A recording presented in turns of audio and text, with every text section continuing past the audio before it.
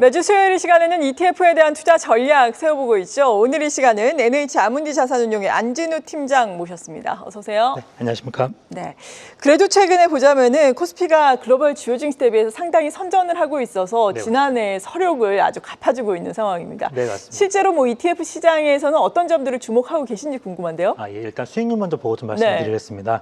코스피 지수는 4.7% 정도가 올라서 다른 지수들을 압도하는 수익률을 보였습니다. 이번 주뿐만 아니라 한 달, 세 달, 1년으로 봐서도 거의 수익률이 상당히 좋은 편이고요. 때문에 이런 국내 지금까지 계속 봤을 때는 해외 ETF에 투자가 많이 늘었지만은 최근에 국내 ETF의 투자가 상당히 많이 늘어나고 있습니다. 특히 증권, 보험, 그다음에 금융 지주 쪽 ETF들은 상당히 수급이 좋은 편으로 지금 확인이 되고 있습니다. 특히 코스피 같은 경우에는 최근에 상법 이슈라든지 아니면 세금 이슈 같은 것들이 해결이 점차 될 기미가 보이면서 주주 디스카운트가 됐었던 코리아 디스카운트에 대한 해결이 되면서 상당히 좀 기대감이 커지고 있는 상황입니다. 네, 말씀을 하신 것처럼 그렇다면은 이쪽 증권이라든지 보험과 관련된 ETF 개인 투자자 여러분들도 상당히 관심이 높으실 것 같은데 수익률 측면에서도 다른 ETF 대비해서 아웃퍼폼을 했는지 궁금한데요. 예. 이번 주에 증권이나 보험 수익률은 상당히 좋은 편입니다. 네. 거의 1, 2등을 보시면은 1등이 타이거 증권, 2등이 코덱스 증권이고 각각 한 16% 정도의 수익률을 보이고 있고요. 상당히 좀 좋은 편이라고 할 수 있습니다. 증권주 같은 경우에는 배당 성향이 거의 상당히 높은 주식들로 알려져 있기 때문에 상당히 관심이 많으시고요. 특히 증권주의 배당 성향을 살펴보면 삼성증권 같은 경우에는 한 31%, 미래에셋증권 같은 경우는 20% 초반, 그다음에 NH투자증권 같은 경우에는 47% 정도의 배당 성향을 보이고 있어서 전반적으로 31.6%의 평균적인 배당 성향을 보이고 있습니다. 그래서 최근에 많이 이슈가 되고 있고요. 코덱스 보험 같은 경우에도 한 15.8% 정도의 수익률이 보이고 있습니다. 보험주도 최근에 좀 좋은 흐름을 보이고 있는 주식 중에 하나인데요. 코덱스 보험 같은 경우에 약간 15% 정도 수익률을 보이고 있다고 말씀을 드렸고 신정부 출범 후에 코리아 디스카운트 해소를 위한 노력이 계속 이어지고 있는데요. 상법 개정안은 7월 초에 이미 통과를 했고요. 최근에 자사주 의무 소각 보완 발의라든지 배당 소득세 분리과세 등의 이슈가 있음으로 인해서 계속 관심을 받고 있습니다. 특히 보험사의 평균 자사주 보유 비율이 한 13%대에 이르기 때문에 상당히 좀 관심을 받고 있습니다. 다만 이제 배당 성향이 35%대에 이르지만은 수익 구조는 조금 좋지 못한 편이기 때문에 조금 주의해서 볼 필요는 있을 것 같습니다. 다음은 라이즈 금융코리아 고배당 ETF가 15.1% 정도의 주간 수익률을 보이고 있습니다. 이 ETF는 금융지주, 은행, 증권, 보험업종 내의 기업 중에서 ROE나 배당 수익률, 그다음에 시가총액 등을 고려해서 ETF를 담고 있습니다. 그렇군요. 그러니까 지금 보면은 증권, 보험, 그리고 고배당 ETF 이러한 ETF를 보자면은 정부의 정책과 맞물려 있는 ETF잖아요. 네네. 같은 고배당 ETF라고 하더라도 종목을 담는 기준이 각각 다를 것 같은데 네, 맞습니다. 어떤 종목들이 좀 인기가 있고 어떤 기준을 가지고 종목을 담고 있는지 궁금한데요. 네, 지금 이름만으로 좀 배당을 구분하기가 쉽지가 않습니다. 그럴 것 왜냐하면 같아요. 다 고배당으로 돼 있거나 배당 성장 혹은 금융지주 고배당 이런 식으로 나와 있기 때문에 쉽지가 않은데 사실 하나씩 뜨다 보면 분명히 차이는 있습니다. 네. 라이즈 코리아 금융 고배당 같은 경우에는 ROE나 배당 수익률, PBR, 시가총액들을 전반적으로 고려하고 있고요. 키움 고배당 같은 경우에는 배당 수익률 상위 20개 종목에 투자를 하고 있습니다.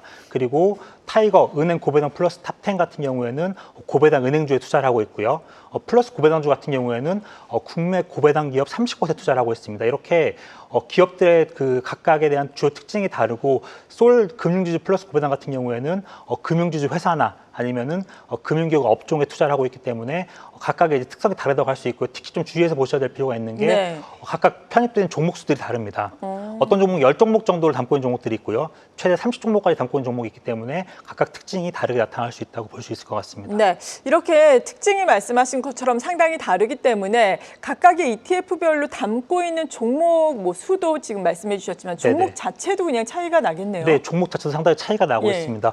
말씀 잘해 주셨는데 종목들 일단 ETF 이름이 비슷해서 구분이 힘들 때는 종목 편입 종목으로 ETF의 특성을 구분하는 것이 상당히 효율적입니다. 그걸 세부적으로 봐야 되는 거죠? 예, 각각의 운용사의 홈페이지라든지 증권사 MTS에 보시면은 각각 지금 증권 어떤 종목들을 담고 있는지 PDF라는 파일이 올라와 있습니다. 네. 그래서 이 파일을 참고하셔가지고 어떤 종목들이 들어가 있는지를 보면은 구분이 확실하게 될 수 있습니다. 왜냐하면 일단 고배당주 편입 종목들을 보시면은 라이즈 코리아 금융고배당 같은 경우에는 키움증권이 11.2%, DB손해보험이 10%, 신영증권이 10% 들어가 있습니다. 근데 반면에 키움 고배당 같은 경우에는 BNK 금융지주가 6.5%, 기업은행 6%, 금융지주가 우리금융지주가 5.8%가 들어가 있는데요. 벌써 보시면은 이제 편입된 비중 자체가 다르죠. 네. 라이즈 금융코리아 고배당 같은 경우에 한 14종목 정도가 들어가 있고 키움 고배당 같은 경우는 20종목 정도가 들어가 있기 때문에 상위 종목들의 비중부터 차이가 많이 나게 됩니다. 그리고 타이거 은행 고배당 플러스 탑10 같은 경우에는 더 큰 차이가 날 수밖에 없는데 10종목으로 압축되어 있기 때문에 기업은행이 15.6%, 우리금융지주가 15.5%, 하나금융지주가 14.8%라는 좀 높은 비중으로 상위 종목들이 들어가 있게 됩니다. 그리고 다음에 플러스 고배당주를 보시면은 기업은행이 5.5%, 우리금융지주가 5.1%, DB손해보험이 5.1%가 들어가 있고, 이건 또 30종목이기 때문에 고배당주기 때문에 이건 금융 쪽의 한정이 아니라 모든 기업을 다 들어가고 있습니다. 그렇기 때문에 금융지주의 비중이 별로 높지가 않고 네. 60% 정도 차지하고 있고, 각각 편입 탑3 종목 같은 경우에도 상당히 그 비중이 낮은 편입니다. 솔 금융지주 플러스 고배당 같은 경우는 반대로 굉장히 상위 종목들의 비중이 높은데요. 이건 금융지주 고배당 플러스에 집중 투자를 하고 있기 때문에 하나금융지주가 20%, KB금융지주가 19.5%, 신한금융지주가 19%를 차지하고 있어서 상위 탑3 종목들 합쳐서 60% 정도를 차지하고 있습니다. 그래서 플러스 고배당주와 비교를 해보시면은 상위 탑3 종목이 플러스 고배당주 같은 경우는 15% 정도밖에 안 되지만은 솔 금융지주 플러스 고배당 같은 경우에는 거의 60%에 이르고 있기 때문에 집중 투자를 할 것인가 분산 투자를 할 것인가에 따라서 ETF를 좀 선택할 필요가 있을 것 같습니다. 네, 이렇게 고배당주가 시장에서 각광을 받고 있고 고배당 ETF의 수익률이 좋은 것, 정부가 이번 세법 개정안에 이 배당소득 분리과세를 넣을 것이다 이런 기대감 때문일 텐데 네네. 배당소득 분리과세라는 게 구체적으로 어떤 건지 소개도 해주시면 네, 좋을 것 배당소득 같아요. 분리과세 같은 경우에는 현재 의안이 상정이 돼 있고요. 네. 앞으로 또 이제 이게 의원회에서 토론 중이기 때문에 바뀔 가능성도 있습니다. 하지만 이거를 좀 주의 깊게 보실 필요가 있는 게 변동 가능성은 있지만 지금 상당히 좋은 흐름이다라고 볼 수 있고요. 7월 초에 상법 개정안이 통과된 이후에 시장의 많은 흐름들이 소득세법 개정안으로 지금 많이 집중을 하고 있습니다. 아직 위원회 심사 중이라고 아까 말씀드렸지만은 시장에서는 이미 통과되는 분위기로 많이 기울고 있습니다. 현재 논의되고 있는 세제 개편안의 주요 안은 배당 성향이 35%를 넘는 기업들에 대해서 주주들의 배당 소득세를 저율로 낮춰주는 것입니다. 여기서 배당 성향이란 단어에 좀 주의하실 필요가 있는데요. 배당 성향은 기업이 벌어들인 그 해의 순이익 중에서 얼마를 분배했는지, 그 배당으로 분배했는지를 비율로 나타내주는 숫자입니다. 예를 들어서 어떤 기업이 1,000억의 순이익을 단기 순이익을 냈고 약 350억 정도의 배당을 했다고 하면은 이 기업의 배당 성향은 한 35% 정도라고 말씀드릴 수 있을 것 같습니다. 이 도입의 목적은 아까 말씀드렸듯이 지배 주주가 아무래도 배당이 높게 나가면 세금도 많아지기 때문에 현재 같은 경우에 소득세 세금 같은 경우에는 소득세에 들어가는데 지금 같은 경우는 이자 배당 수익이 연간 2천만 원 이상이면은 금융소득 종합과세에 포함이 되게 돼 있죠. 그래서 최고 세율이 10억 원 초과에 대해서는 약 45%, 지방소득세를 포함하면은 49.5%의 높은 세율을 내게 돼 있습니다. 그렇기 때문에 지배주주 같은 경우에는 굳이 배당을 한다기보다 이 배당을 하지 않고 자기 기업 내에 두면서 유보를 시켜놓고 마치 자기 돈처럼 쓰려는 성향들이 상당히 강하게 나타나는데요.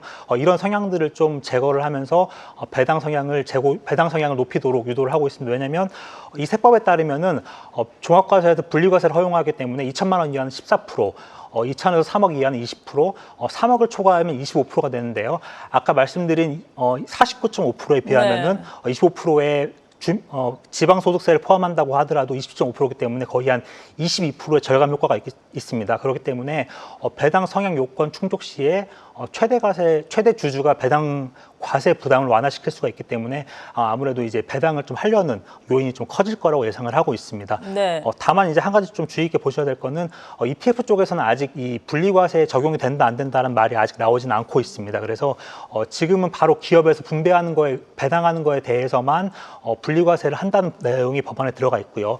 펀드라든지 ETF 같은 경우에는 추후에 어떻게 될지 좀 지켜볼 필요가 있을 것 같습니다. 아, 그렇군요. 그런 점은 또 주의해서 살펴봐야 되겠습니다. 네, 맞습니다. 아무튼 자사주 소가 의무화와 더불어서 이 주주 친화 정책의 하나로 추진되고 있는데 우리나라 코리아 디스카운트 해소에도 기여를 했으면 하는 바람입니다. 지수 자체도 레벨업이 추가적으로 가능해지겠죠. ETF 이렇게 고배당을 중심으로 오늘 알아보고 있는 상황인데 개인 투자자들이 이러한 ETF를 실제로 많이 샀습니까? 어떻습니까? 실제로 많이 매수가 이어지고 예. 있습니다. 실제 이번 주도 보시면은 거의 대부분 배당 아니면 커버드 콜 위주로 해서 고객 소비자 개인 투자자들이 상당히 배당과 이런 것들에 관심이 많은 걸 알 수 있습니다. 1등으로는 코덱스 200 타겟 위클리 커버드 콜이 한 620억 정도를 매수를 했고요. 아까 말씀드린 플러스 고배당주가 한 450억 정도를 매수를 했습니다. 이것도 연전히 배당 쪽에 집중 투자하는 타이거 코리아 배당 다우존스가 한 319억 정도를 매수를 했고요. 코덱스 금융 고배당 탑 10 타겟 위클리 커버드 콜, 이건 배당과 위클리 커버드 콜이 합쳐진 건데요. 한 248억 정도 매수를 하고 있습니다. 또 플러스 K 방산 같은 경우에는 한 225억 정도의 개인 매수가 이어지고 있고요. 6등 같은 경우에는 미국 30년 국채 타겟 커버드 콜, 해지가 된 ETF가 한 216억 정도 매수가 이어지고 있고요. 아까 말씀드린 코덱스 증권이 한 205억 정도 매수가 되고 있습니다. S&P 500이 오랜만에 지금 순위에 올라왔는데요. 네. 한 203억 정도 매수를 하고 있고요. 내수 경기 활성화라든지 이런 것들로 인해서 타이거 여행 레저가 한 192억 정도의 매수세가 들어오고 있고요. 코덱스 고배당주가 190억 정도가 들어오고 있어서 개인 순매수도 여전히 배당 중심으로 많이 가고 있다라고 말씀드릴 수 있을 것 같습니다. 네, 그럼 배당 외에도 우리가 관심을 갖고 볼 만한 뭐 섹터라든지 네네. 테마는 또 ETF 측면에서 어떤 게 있을까요? 최근에 이제 수출이 증가하고 있는 화장품과 AI 테마로 관심을 받고 있는 전력 설비 ETF를 좀 관심 가지게 볼 필요가 있을 것 같습니다. 이 두 테마 ETF 같은 경우에는 실적도 나오고 있고 최근에 상황도 좋기 때문에 상당히 좀 추천을 드릴 수 있을 것 같은데요. 먼저 이제 화장품 ETF에 관해서 말씀을 드리면은 현재 국내에 상장된 화장품 ETF는 세 종류가 있습니다. 솔 화장품 탑3, 타이거 화장품, 하나로 K-뷰티 ETF가 있는데요. 이 ETF 세 종류의 이름은 비슷하지만 특성은 다들 다릅니다. 보시면은 솔 화장품 탑3 같은 경우에는 시총 1위 종목, 유통, 브랜드, ODM 가운데서 시총 1위 종목을 네. 60% 정도 담고 있습니다. 그래서 코스맥스가 20% 정도, 아모레퍼시픽이 18.9%, 실리콘투가 16.6%에서 탑3 종목이 거의 한 60%에 가르는 큰 비중을 보이고 있고요. 타이거 화장품 ETF 같은 경우에는 화장품 전반에 투자한 ETF입니다. 달바 글로벌이 10%, APR이 10.4%, LG 산업공학이 10% 정도의 편입 비중을 보이고 있어서 이것은 상위 세 종목이 한 30% 정도의 비중을 보이고 있습니다. 네. 하나로 K뷰티 같은 경우에는 APR이 14%, 아모레퍼시픽이 14%, 파마 리서치가 12% 정도를 보이고 있는데요. 하나로 K뷰티의 특징 같은 경우에는 필러 보톡스와 미용 의료기기 그리고 화장품 전반에 투자한다는 K뷰티 전반에 투자하는 ETF라고 설명드릴 수 있을 것 같습니다. 네, 화장품과 관련된 ETF들 오늘 또 달바 글로벌이라든지 APR과 같은 화장품과 관련된 종목들이 선전하고 있잖아요. 네네. 또 중국에 대한 기대감도 시진핑 국가주석의 방한 기대감에 묻어서 더 높아지고 있는 상황이니까 유망하게 지켜볼 수가 있을 것 같습니다. 그리고 미국에서도 AI 전력 인프라에 또 100조 원 규모의 투자를 할 것이다 이렇게 네네. 밝히면서 네. 전력 설비와 관련된 종목들도 다시금 주목을 받고 있는데 네네. ETF 쪽에서는 어떤 것들이 있나요? 전력 설비 같은 경우에는 지금 코덱스 AI 핵심 전력 설비와 하나로 전력 설비 투자라는 ETF 종류가 있습니다. 말씀하신 대로 지금 미국 같은 경우에도 일단 노후 전선막 고체와 신재생 에너지에 따른 전력망 보급 확대가 있기 때문에 이 두 ETF가 상당히 좀 주의 있게 보실 필요가 있을 것 같은데요. 비중은 둘 다 비슷합니다. 효성중공업, 그다음에 현대일렉트릭, LS일렉트릭 세 종목이 거의 비슷한 순위로 들어가 있는데요. 이 세 종목 모두 변압기를 생산하면서 네. 상당히 좀 좋은 실적을 나타낸 ETF가 되겠습니다. 앞으로도 지금 전력 관련 ETF는 상당히 좀 유망한 것이 엔비디아의 젠슨 왕도 그랬지만 앞으로는 전력이 상당히 중요할 것이다 AI에서 이렇게 말을 하고 있고요.